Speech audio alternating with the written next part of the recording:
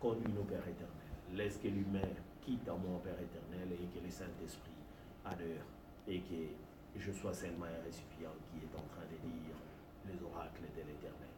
Nous te bénissons, nous te rendons grâce au nom puissant de Jésus-Christ. Amen. Amen. Nous bénissons Dieu parce qu'il nous a donné encore cette grâce de venir auprès de lui. Je veux prêcher aujourd'hui, réfléchissons sur nos voies. Ça, c'est le titre de mon message. Réfléchissons sur nos voies.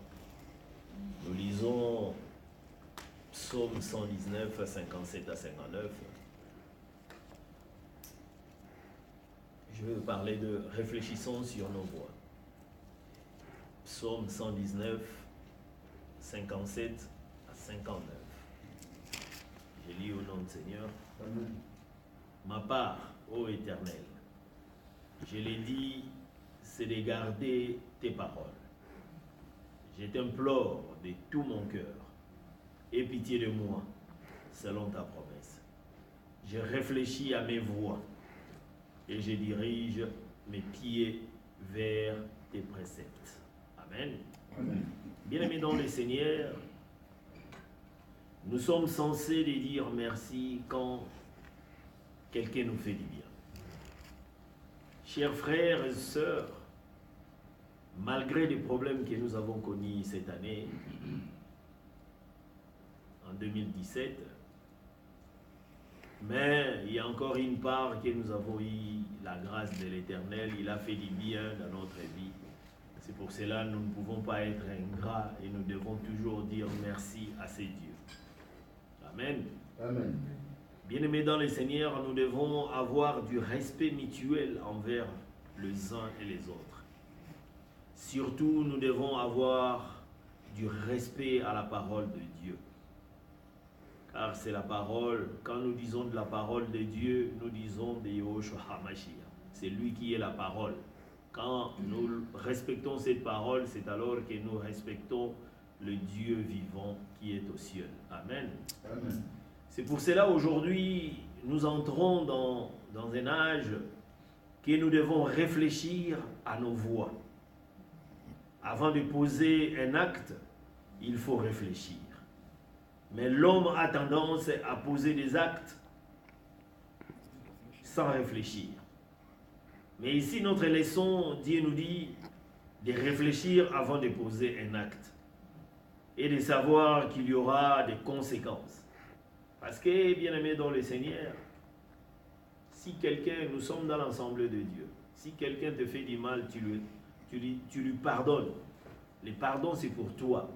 C'est toi qui sais décharger de la haine, de l'amertume, de toutes choses.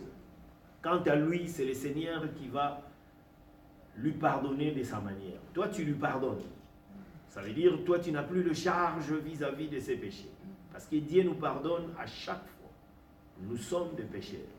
Quand nous allons chez Dieu, nous disons, pardonne-moi pour le péché que j'ai commis. Et c'est alors que Dieu nous pardonne. C'est la même manière que quand nous sommes entre les bien-aimés ou entre les gens que nous côtoyons, quand nous disons, je te pardonne, c'est moi d'abord qui est en train de me décharger avec toute chose qui est sur moi.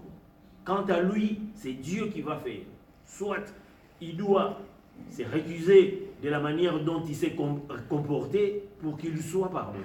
Mais s'il garde toujours la lyre ou il garde toujours la marche de mauvaises habitudes ou de mauvaises paroles ou de quoi, il reste avec ces flammes de feu.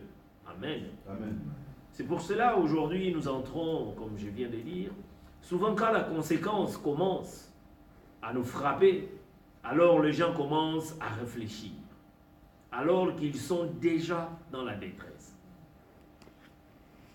C'est pour cela la réflexion, nous les humains, des fois il y a des réactions impulsives. Quand quelque chose vient, nous ne réfléchissons pas. Nous appliquons ces choses directement sans pour autant réfléchir. Mais quand nous allons réfléchir, nous avons déjà fait l'erreur. C'est trop tard. C'est pour cela que nous devons être comme nos aînés. Nos aînés, ils ont cela. Avant de faire quelque chose, on dit tournez ta langue 7 fois avant de dire. Sinon, nous allons toujours continuer à pécher. nous allons toujours continuer à faire des gaffes. Il y a beaucoup trop de choses que nous n'avons pas réfléchi et les conséquences continuent à venir. C'est de la même manière quand le pasteur vient, il prêche deux fois, il dit, nous sommes les Africains, il y a nos ancêtres, ils ont fait des choses, ils n'ont pas réfléchi. Mais nous sommes les conséquences aujourd'hui de ces erreurs-là. Ça continue toujours dans nos vies. Nous sommes chez Dieu, c'est pour cela, on peut mettre une barrage et ça ne peut plus continuer. Mais si nous ne marchons pas dignement selon ce Dieu, ça veut dire que tout ce que nos aïeux ils ont fait, ça continue toujours dans nos vies.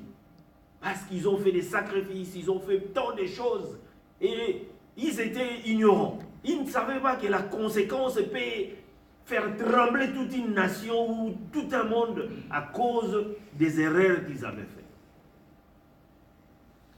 C'est pour cela qu'il y a un proverbe qui dit « Gêne, si tu deviendras vieux ». Donc ça veut dire « Commence à faire de bonnes choses ». Parce que des choses que tu fais quand tu es jeune, ça te poursuivra jusqu'à ce que tu seras vieux. Mais dans la maison de Dieu, nous sommes les enfants de Dieu. Lui, il nous a dit, même si nous sommes vieux, même si nous sommes dans un âge avancé, même si on avait fait des choses qui ne censées pas être faites, la réflexion était mauvaise, mais il est là pour nous pardonner. Mais en conséquence, d'abandonner ces choses et de dire non à ces choses et de choisir notre route pour ne plus t'attacher à ces choses. Amen. Amen. Ces genres de choses se trouvent dans l'homme. Il fait d'abord des problèmes et il réfléchit après. Mais nous devons d'abord réfléchir avant de faire un acte. Réfléchissons à nos voies. David nous a dit, je réfléchis à mes voies et je dirige mes pieds vers tes préceptes. Nous devons nous poser des questions avant de faire des choses. Est-ce que nous sommes dans la parole de Dieu? Bien-aimés dans le Seigneur, il y a beaucoup de choses qui sont si simples, mais à cause de manque de réflexion, nous pouvons être dans une falaise très profonde sans pour autant les savoir. C'est pour cela la patience de la réflexion est très importante aussi par rapport à un enfant de Dieu. Nous devons réfléchir. C'est pour cela que les Blancs disent, celui qui n'a pas la tête, c'est les pieds qui souffrent. Si on ne réfléchit pas, je voulais par exemple aller aux stations, il y a des gens que je pouvais demander, s'il vous plaît, est-ce qu'il y a une station ici? Mais je veux seulement chercher. Je peux même tourner toute cette ville sans pour autant trouver cette station qui est à 200 mètres de chez nous. Sans réflexion. Un homme sans réflexion, c'est comme un animal.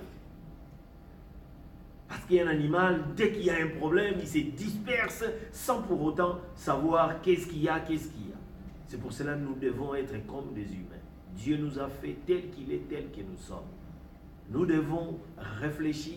Quand nous réfléchissons, quand nous avons cette patience de la réflexion, c'est alors qu'il y a beaucoup de choses qui ne vont pas se faire dans notre vie, qui sont négatives, et nous allons toujours marcher dans la positivité. Amen. Amen. Il dit, j'ai réfléchi à mes voies.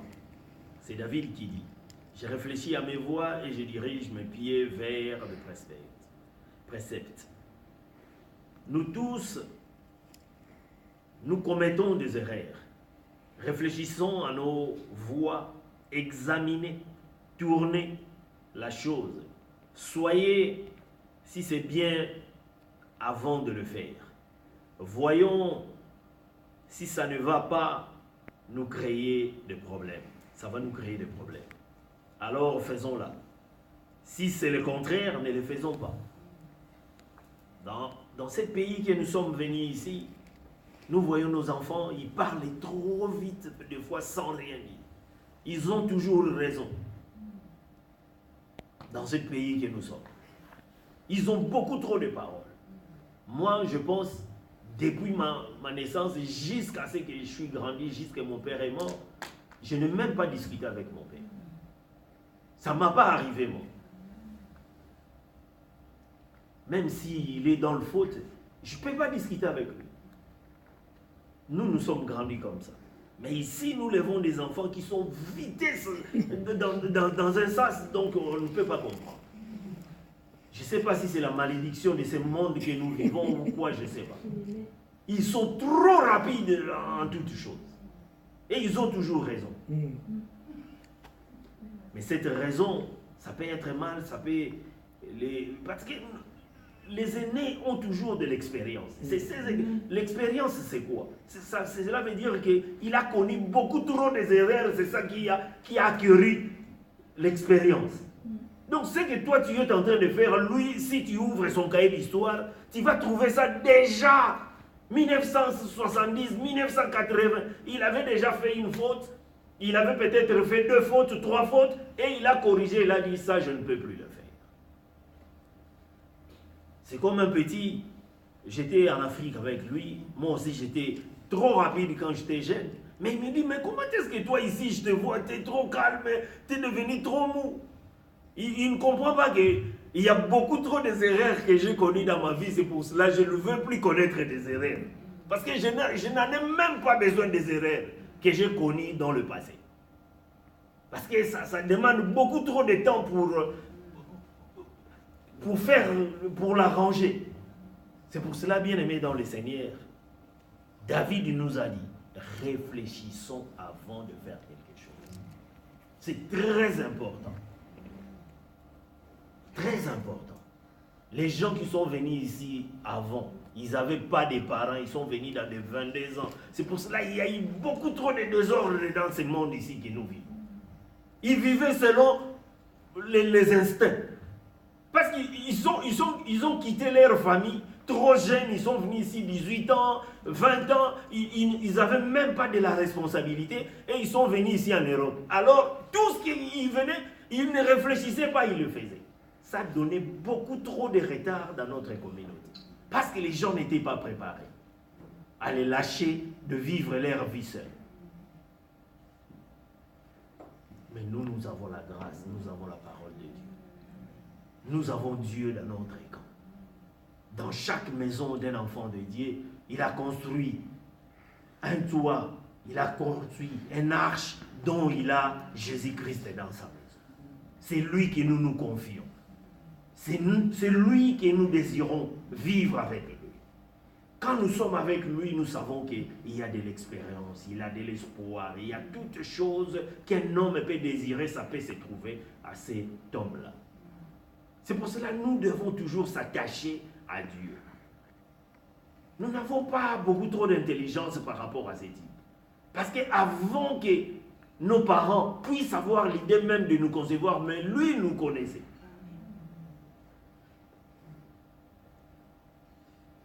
C'est pour cela, dans Genèse 3, je ne vais pas le lire, mais je veux le parler.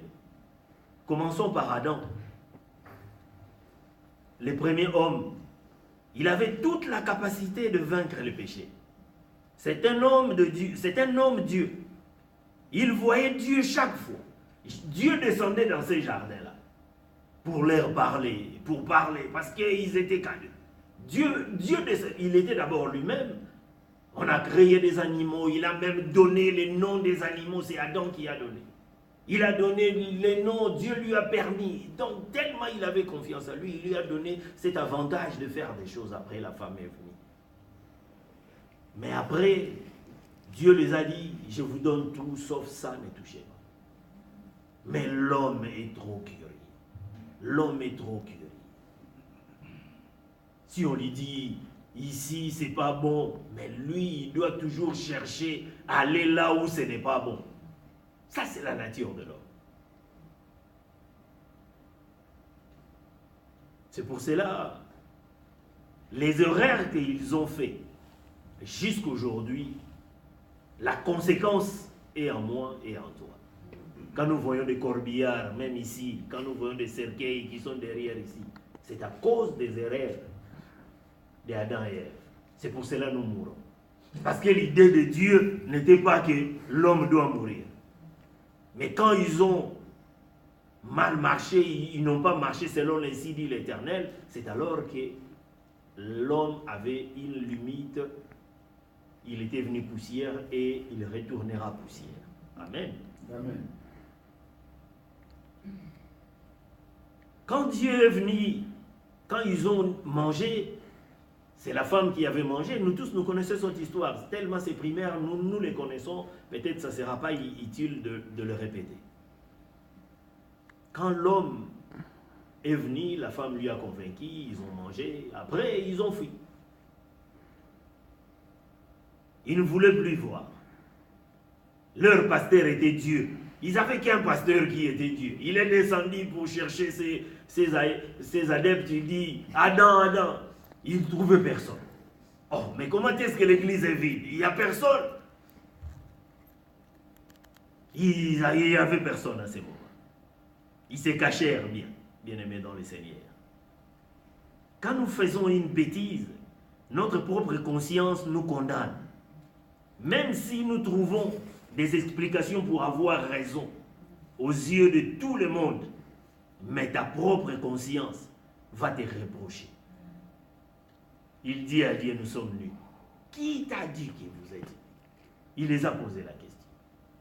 Qui vous a dit que vous êtes nus? La conscience bien-aimée dans le Seigneur.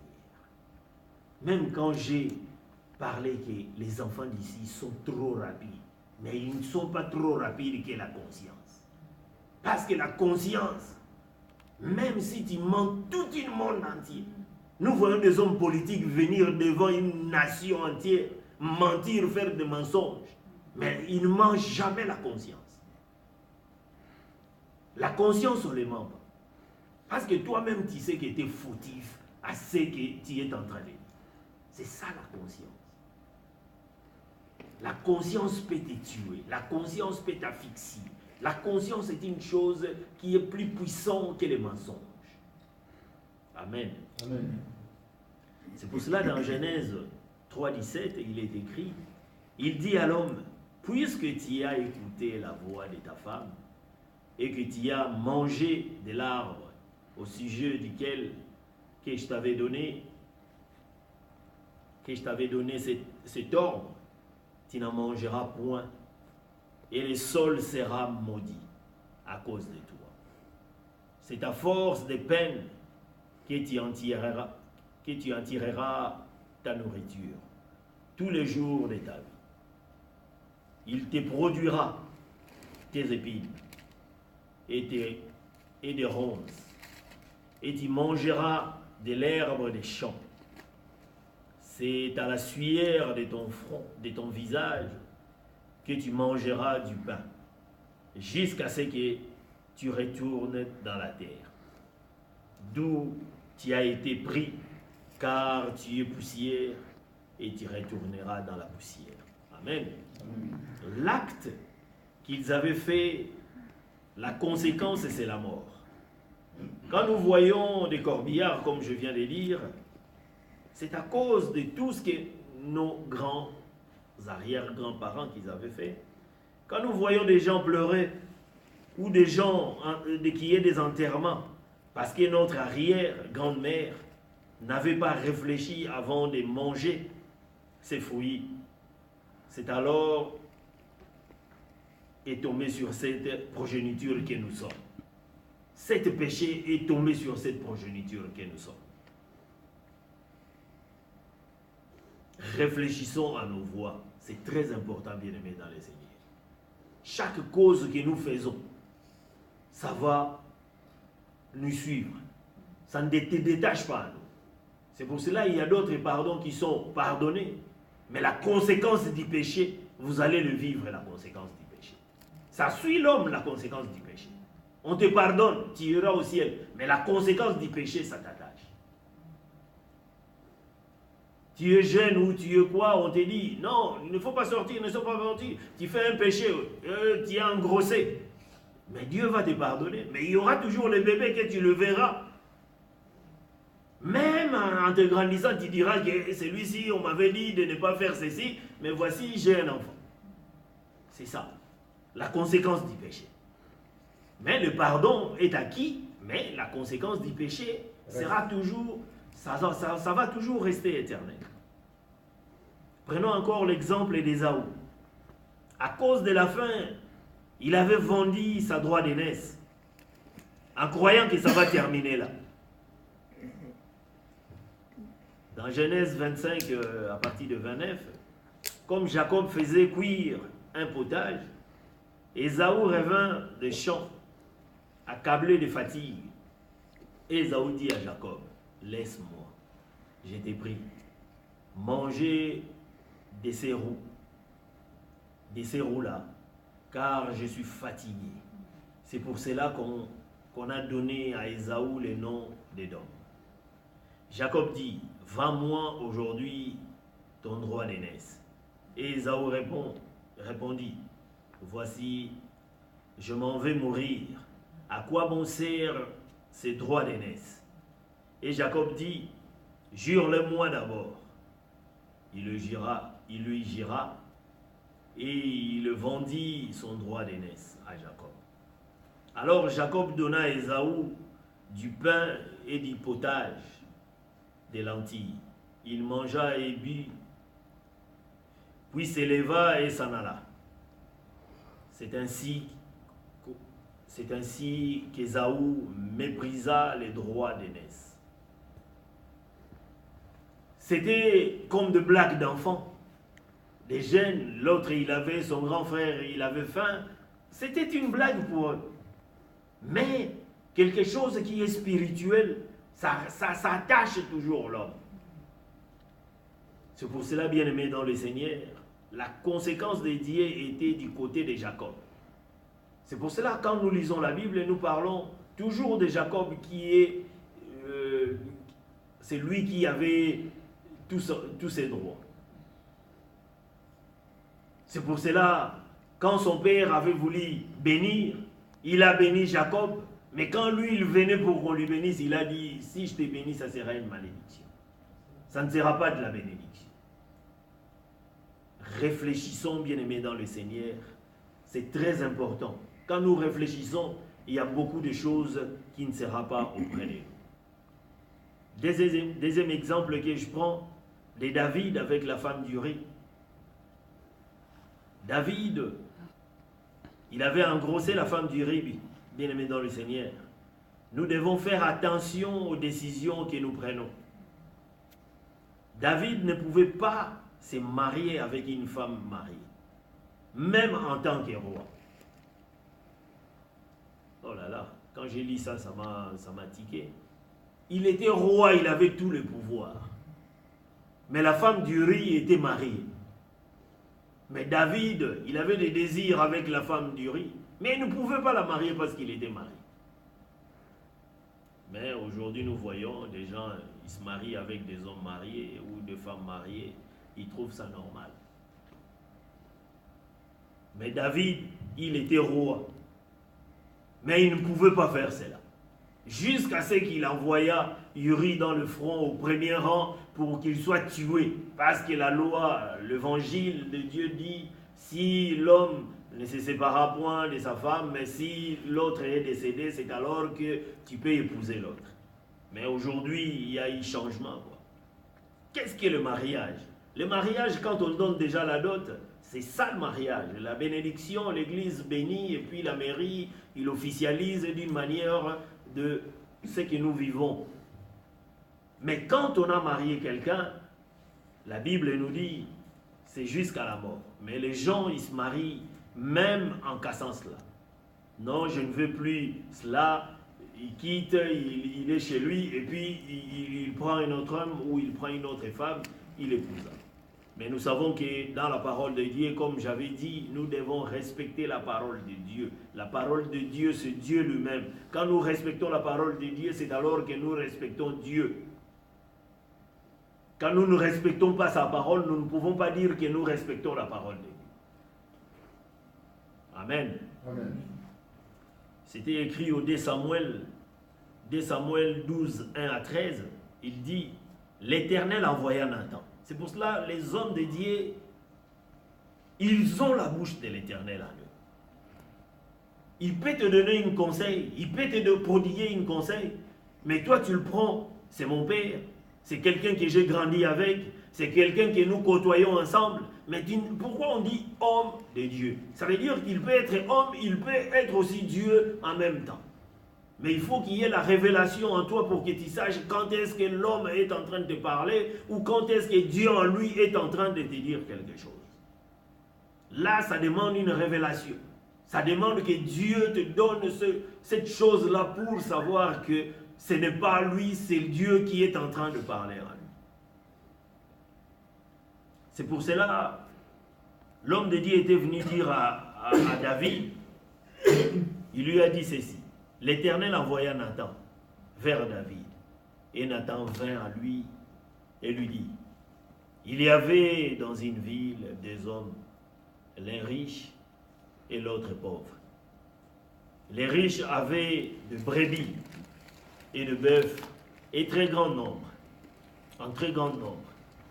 Les pauvres n'avaient rien du tout, qu'une petite brebis qu'il avait achetée. Il la nourrissait et la grandissait chez lui avec ses enfants. Elle mangeait de son pain, buvait dans sa coupe, dormait sur son sein, et il la regardait comme sa fille. Un voyageur arriva chez l'homme riche, et le riche n'a pas voulu toucher à ses brebis ou à ses bœufs pour préparer un repas au voyageur qui était venu chez lui. Il a pris la brebis du pauvre et l'a prêtée pour l'homme qui était venu chez lui.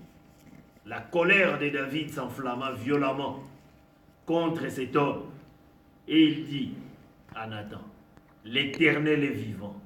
L'homme qui a fait cela mérite la mort. Et il renda 4 brebis pour avoir commis cette action et pour avoir été sans pitié. Et Nathan dit à David, tuez cet homme-là. Ainsi parle l'Éternel, le Dieu d'Israël. J'étais oint pour roi sur Israël. Et j'étais délivré de la main de Saül. J'étais mis en possession de la maison de ton maître. J'ai placé dans ton sein les femmes de ton maître. Et je t'ai donné la maison d'Israël et de Juda. Et si cela a eu été peu, j'y aurais encore ajouté. L'Éternel lui dit, il peut lui ajouter même. Pourquoi donc as-tu méprisé la parole de l'Éternel en faisant ce qui est mal à ses yeux? Tu as frappé de l'épée Uri, les Hétiens, tu as pris sa femme pour en faire ta femme. Et lui, tu l'as tué par l'épée de fils d'Ammon.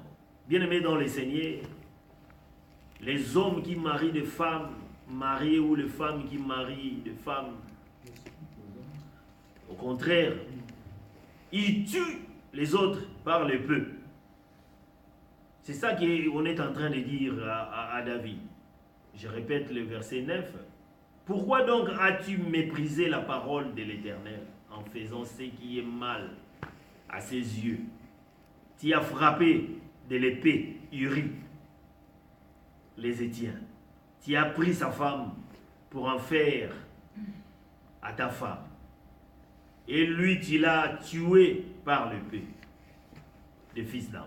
Maintenant, l'épée ne s'éloignera jamais de ta maison. Parce que tu m'as méprisé.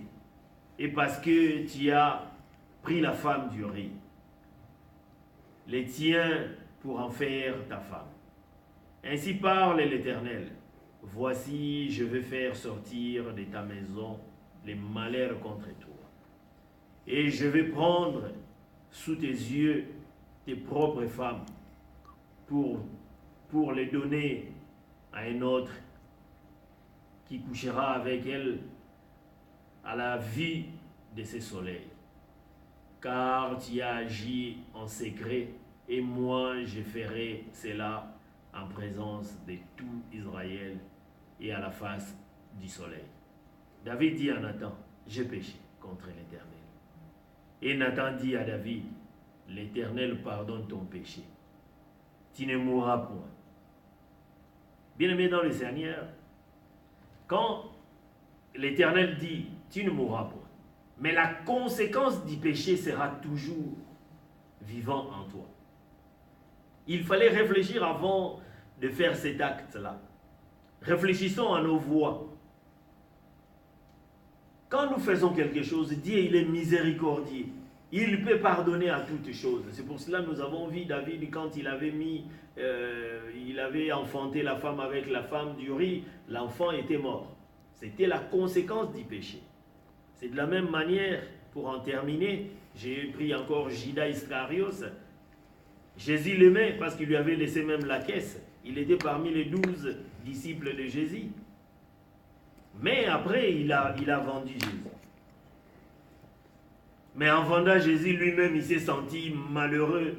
Les jours où on a pendu les gens, nous on croyait qu'on a pendu 4, et lui aussi, il s'est pendu lui-même par rapport aux 2 bandits ainsi que Jésus et lui, ils étaient 4 personnes qui étaient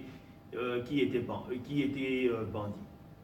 C'est pour cela Matthieu 24, 3, 5 nous dit, alors Judas, qu'il avait livré, voyant qu'il était condamné, s'est repenti et rapporta les 30 pièces d'argent aux principaux sacrificateurs et aux anciens, et en disant, j'ai péché, en livrant les 100 innocents. Il devait réfléchir avant de poser cet acte, bien-aimé dans le Seigneur. Il répondit que nous importe, cela te regarde. Judas jeta les pièces d'argent dans les temples, se retira et alla se pendre. Bien-aimé dans le Seigneur, il y a d'autres choses dans l'assemblée de l'Éternel. Comme je viens de dire, l'homme de Dieu peut dire, il prêche, après il dit, celui qui a un problème, il doit venir devant nous. Il prie pour lui. C'est l'onction de l'Éternel qui est en train de dire à ce moment-là. Mais quand nous venons après, ce n'est plus de la même manière. Ça sera comme Ésaü, il vient auprès de son père pour dire bénis-moi. Et à ce moment-là, c'est la parole de l'homme qui peut sortir à ce moment-là. Ça ne sera plus Dieu.